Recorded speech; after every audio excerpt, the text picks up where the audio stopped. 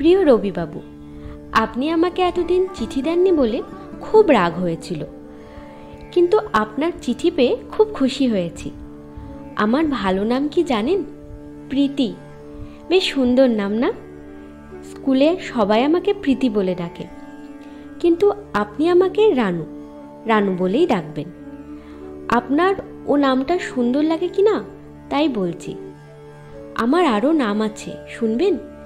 রানী, রাজা, বাবা, সব নামগুলোই বেশ না? আপনি যে কর্তার ইচ্ছায় কর্ম বলে একটা সুন্দর লেকচার দিয়েছিলেন না, সেটা ভারতীয় আর প্রবাসীতে বেরিয়েছিল। মা, বাবজা, বাবু, আশারা সেটা পড়ে বললেন যে খুব সুন্দর হয়েছে। আমিও তাই পড়তে গেলাম, কিন্তু কিছুই বুঝতে পারলাম না। বোধহয় সেটা খুব শক্ত। কিছুদিন আগে আমার খুব অসুখ করেছিল, এখন ভালো আছি। আপনি নিশ্চয়ই একদিন আমাদের বাড়ি আসবেন। আমরা এই বাড়ি ছেড়ে যাব না। এ আমাদের নিজের বাড়ি, ভাড়ার বাড়ি নয়। আপনি আসবার সময় আমাদের জানাবেন। আমি স্কুলের ছুটি নিয়ে আপনাকে স্টেশনে আনতে আসব। এই চিঠির উত্তর শিগগিরই দেবেন, যেন হারিয়ে ফেলবেন না। আমি কেমন সুন্দর ফুল আঁকা কাগজে চিঠি লিখছি। আমাদের বাড়ির ঠিকানা আবার লিখে দিচ্ছি।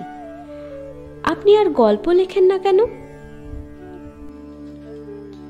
আমার একদিন ছিল, যখন আমি ছোট ছিলাম, তখন আমি ঘন ঘন এবং বড় বড় চিঠি লিখতাম। তুমি যদি তার আগে জন্মাতে, যদি অনর্থক এত দেরি না করতে, তাহলে আমার চিঠির উত্তরের জন্য একদিনও সবুর করতে হতো না। আজ আর চিঠি লিখবার সময় পাইনি। তোমার বয়স আমার যখন ছিল, তখন নিজের ইচ্ছেই চিঠি লিখতুম। এখন অন্যের ইচ্ছে এত বেশি লিখতে হয় যে নিজের ইচ্ছেটাই মারা গেল। তারপরে আবার ভয়ানক কুঁড়ে হয়ে গেছি। যত বেশি কাজ করতে হচ্ছে, ততই কুঁড়েমি আরো বেড়ে যাচ্ছে। এখন লিখে যাওয়ার চেয়ে বকে যাওয়া ঢের বেশি সহজ মনে হয়। যদি তেমন সুবিধে হতো তো দেখিয়ে দিতুম। বকুনিতে তুমি কখনো আমার সঙ্গে পেরে উঠতে না। সেটা তোমার ভালো লাগতো কিনা বলতে পারিনি, কেননা তোমার যতগুলি পুতুল আছে তারা কেউ তোমার কথার জবাব করে না।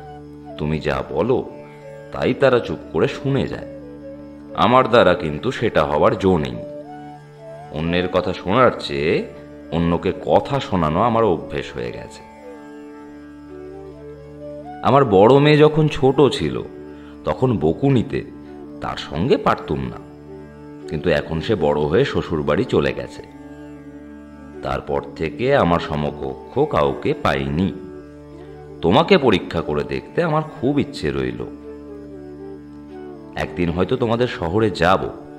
তুমি লিখেছো আমাকে গাড়িতে করে নিয়ে যাবে, কিন্তু আগে থাকতে বলে রাখি, আমাকে দেখতে নারদ মুনির মতো, মস্ত বড় পাকা দাড়ি। ভয় করো না, আমি তার মতোই ঝগড়াটেও বটে, কিন্তু তোমার কাছে খুব ভালো মানুষটির মতো থাকবার আমি খুব চেষ্টা করব। এমনকি কবি শেখরের সঙ্গে রাজকন্যার বিয়েতে যদি তোমার মত থাকে, আমি স্বয়ং তার ঘটকালি করে দিতে রাজি আছি।